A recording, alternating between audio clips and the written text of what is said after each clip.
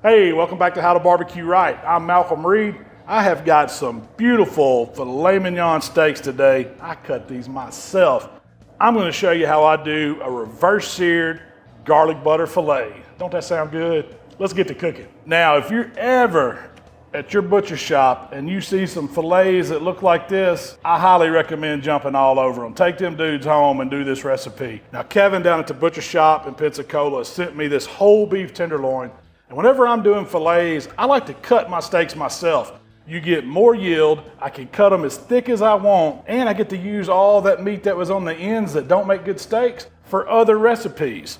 Now this one yielded about 6 or 7 decent fillets out of it, and that's about what you get out of a whole beef tenderloin. So I take the sinew off of that beef tenderloin, and I kind of use my hands to separate the muscles. I'm looking for that center portion. That's where these fillets come from. You dock off the ends. This kind of has a tail end and a head end. Pull that chain meat off the side, and use your knife to slice right up under that sinew, just taking everything off. Now this is where you're going to start cutting your steaks out of that center muscle. And I use about 3 or 4 fingers wide, depending on how big your fingers are, but I want a decent size filet. Thick filet, reverse sear, it's perfect every time. Don't throw away all that excess meat that was on the head, the tail, and the chain. You can clean that up, use it for other recipes. Now I've got a few of these fillets on my little pan here today, and we're gonna get them seasoned up and ready for the grill.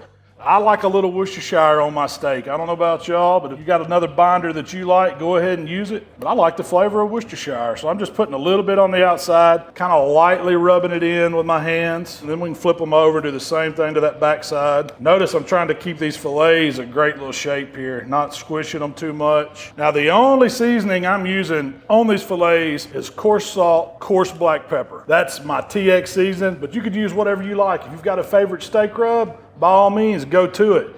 But a filet don't need much, y'all. I want it to taste like beef. We're just gonna put a good dose. I wanna almost make a crust with the salt and the pepper. These dense fillets can take the seasoning. So I'm gonna pat it in a little bit, let that Worcestershire help it stick. The coarser salt, the coarser black pepper won't dissolve. It'll make a crust on the outside. That's what I want. We're gonna flip them over, do the same thing, hit them with that salt and pepper. You might say, that's too much seasoning, it's gonna be salty.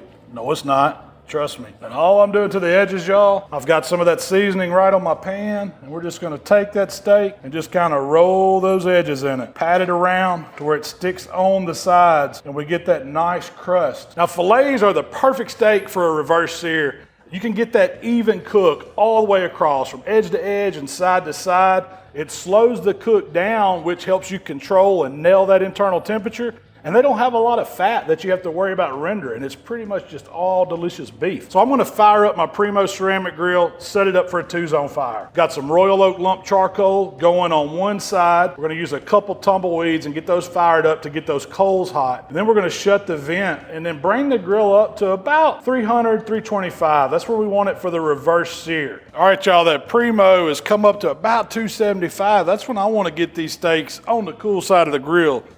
Now I've got my cooking grates in place. I've got my heat diverter underneath the cool side. I'm open coals, but I don't have a raging fire. I'm just trying to keep it throttled back for the reverse sear. And what we're gonna do is we're gonna take our fillets and just set them right on the grate. Give them about 1 inch or 2 in between so they're not crowded. But we wanna get some smoke and we wanna bring them up slow. That's what the reverse sear is. So we nail that internal temperature we want. So I've got my dot setting here. And what I'm gonna do is I'm gonna go about midways in. So if you see on this steak, it's gonna be about right here on the probe, just a couple inches of it. So go right in the middle of the side to the middle of the filet, just like that. My probe should be right in the middle. Perfect. And we're gonna close the lid. Now all I gotta do is watch my dot. It's 63 internal right now. I've got it set for 115. When the alarm goes off, it's gonna be time for phase number 2.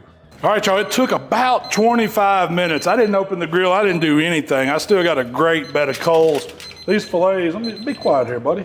Now these fillets are looking fantastic. This is as far as I want to take them on the first stage of this cook. What we're gonna do is take them off. We're gonna set them on this pan. I'm gonna leave them right here on the side of the grill. I'm not covering them, not doing anything. I wanna leave this grill open a little bit. I want these coals to get raging hot While they're coming up to temperature, I'm gonna make my little garlic butter. I'm gonna start with just a little drizzle of olive oil. And I've got some finely chopped shallot and some garlic going in a little iron skillet. And we're just gonna start sauteing that over the coals here. It's not gonna take long. Once I soften up the garlic and the shallot, we're gonna hit it with the butter. And I got a whole head of garlic in here, y'all. It's a lot of garlic, but it is a garlic butter. I'm gonna season it, just a little TX, salt and pepper action. I've learned by taking those steaks off after that first stage of the reverse sear, letting them rest, letting those meat juices kind of calm down, but it's gonna give me a way better cook at the very end when I sear them over these hot coals. This garlic's starting to smell good, y'all. Shallot's softening up. But now we're ready to add the butter after about a minute of garlic saute and salted butter. Save that unsalted for bacon or something that you don't want to taste good. And what I'm gonna do is kind of move it off the fire just a little bit. I don't need it super hot for this. Butter's starting to melt. Garlic's getting happy. Now this is a grilled garlic butter right here over the coals. Right at the end, when I get that butter melted, I'm gonna put in a little bit of parsley. We'll mix that up a little bit. So y'all, these steaks have been setting while I made that garlic butter for about 7 minutes. And check out what the internal temperature did. It climbed up to 126 degrees. That is carryover, y'all, 11 degrees.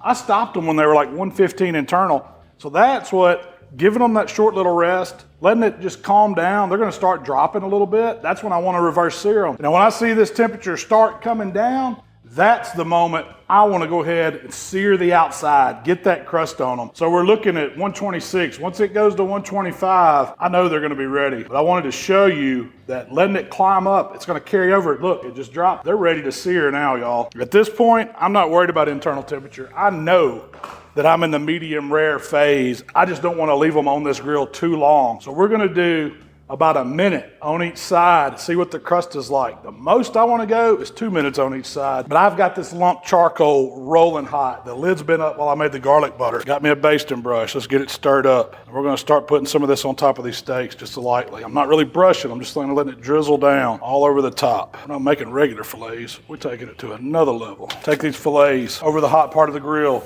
straight down. Get you a minute timer going. I'm only gonna do 2 at a time. I gotta get under this camera, I'm sorry, but I gotta get this side buttered too. It's gonna flame.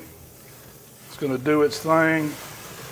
Ooh, look at that. Coming in hot, y'all. It's been 1 minute. All we're gonna do is take them and flip them. And I'll get some butter on that backside again. Let them flame up. We want that. Don't call the fire department yet. We got 1 minute to go. We're gonna throw some more on. Man, that's a thing of beauty. And all I'm gonna do is go back to my same little resting pan. I got all that good meat juice in, some of that butter. That's seared enough, y'all. I mean, look at that. Look how beautiful it is. Let's put these others on.